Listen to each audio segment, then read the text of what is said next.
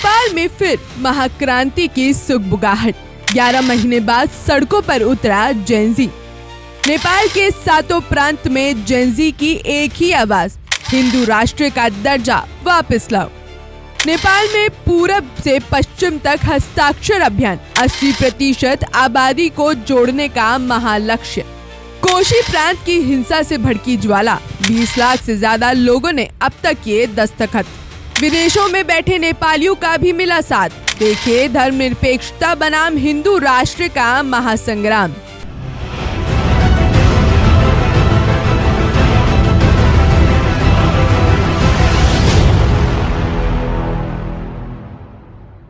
Hello friends, हमारे खास show अखाड़ा में आपका वेलकम है और मैं हूं गीत रौतेला।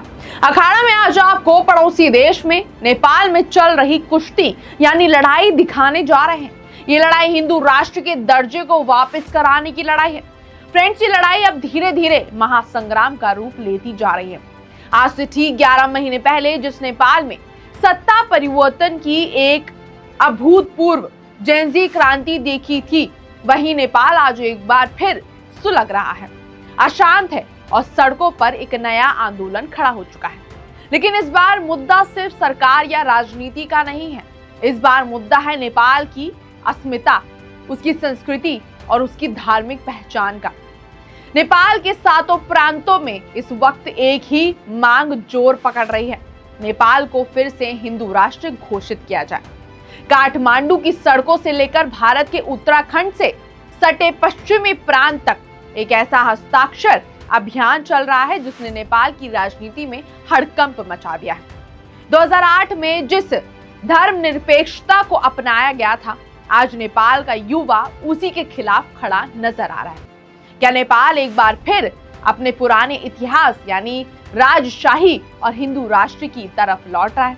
देखिए हमारी ये स्पेशल रिपोर्ट। काठमांडू की सड़कों पर उमड़ी ये भीड़ सिर्फ एक प्रदर्शन नहीं बल्कि नेपाल के बदलते मिजाज का सबूत है। बागमती प्रांत के काठमांडू से शुरू हुआ ये हस्ताक्षर अभियान अब एक राष्ट्रीय जन आंदोलन का रूप ले चुका है। तस्वीरों में साफ देखा जा सकता है कि कैसे युवा, बुजुर्ग, महिलाएं और छात्र सब एक ही कतार में खड़े हैं। मकसद सिर्फ एक है, नेपाल को एक बार फिर से हिंदू राष्ट्र का दर्जा दिलाना। नेपाल के सातों प्रांत, चाहे वो तराई का इलाका हो या पहाड़ी क्षेत्र, हर तरफ हिंदू राष्ट्र की मांग गूंज रही है। बागमती से शुरू हुई ये आग अब उत्तराखंड की सीमा से लगे पश्चिमी प्रांत तक पहुंच चुकी है। इस पूरे अभियान की कमान संभाली है शाही युवा शक्ति नेपाल यानी RYP ने। संगठन ने अगले 6 महीनों में नेपाल की 80% आबादी से हस्ताक्षर कराने का लक्ष्य रखा है। आंकड़े बता रहे हैं कि ये मुहिम कितनी तेजी से आगे बढ़ रही है। अब तक 20 लाख से ज्यादा लोग ऑफलाइन यानी कागजों पर दस्तखत कर चुके हैं, जबकि 80,000 से ज्यादा प्रवासी नेपालियों ने ऑनलाइन माध्यम से अपना समर्थन दर्ज कराया है। जी हाँ, 20 लाख से ज्यादा हस्ताक्षर, ये कोई छोटा आंकड़ा नहीं है। नेपाल की कुल आबादी का एक बड़ा हिस्सा इस मुहिम से जुड़ता दिख रहा है। लेकिन सवाल ये उठता है कि 11 महीने पहले जो जेनजी नेपाल की पुरानी व्यवस्था को बदलकर एक नया दौर लाना चाहता था, वही युवा आज इतिहास के पन्नों को वापस पलटने की मांग क्यों कर रहा है? देखिए ये रिपोर्ट। कोशी प्रांत का सुनसरी जिला, यही वो जगह है जहां से इस नए आंदोलन की वास्तविक शुरुआत हुई। हाल के महीनों में सुनसरी में हुई सांप्रदायिक झड़पों और हिंसात्मक घटनाओं ने स्थानीय लोगों में डर और नाराजगी भर दी। नेपाल के प्रबुद्ध नागरिकों और युवाओं का मानना है कि धर्मनिरपेक्षता के नाम पर नेपाल की मूल हिंदू संस्कृति और पहचान पर खतरा मंडराने लगा है। पिछले कुछ सालों में तेजी से हुए डेमोग्राफिक बदलाव यानी आबादी के संतुलन में आए अंतर ने बहुसंख्यक हिंदुओं के भीतर एक अनजाना डर पैदा कर दिया है। याद कीजिए साल 2008 का वो दौर जब 240 साल पुरानी शाही परंपरा और राजशाही व्यवस्था को खत्म करके नेपाल को एक धर्मनिरपेक्ष और लोकतांत्रिक गणराज्य घोषित किया गया था।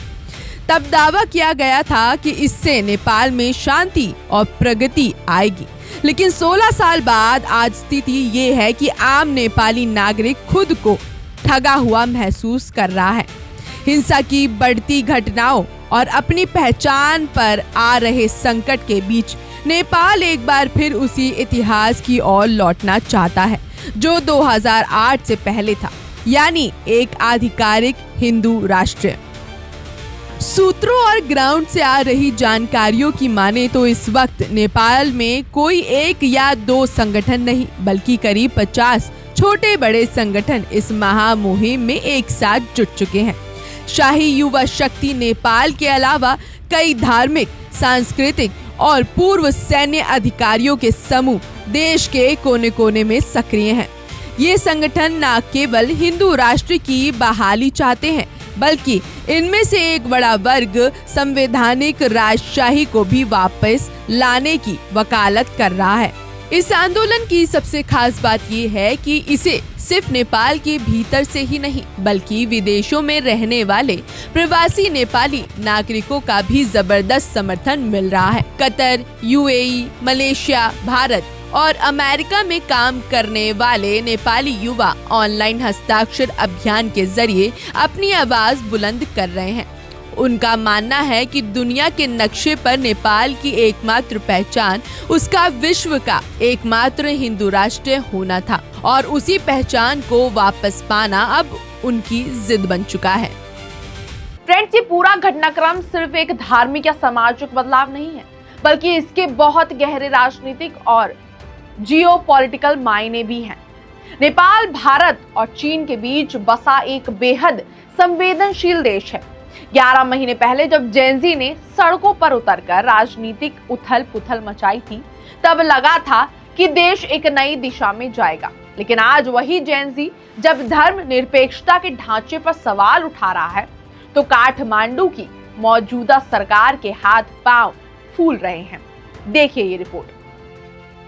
क्या नेपाल का राजनीतिक नेतृत्व इस वक्त धर्म संकट में है?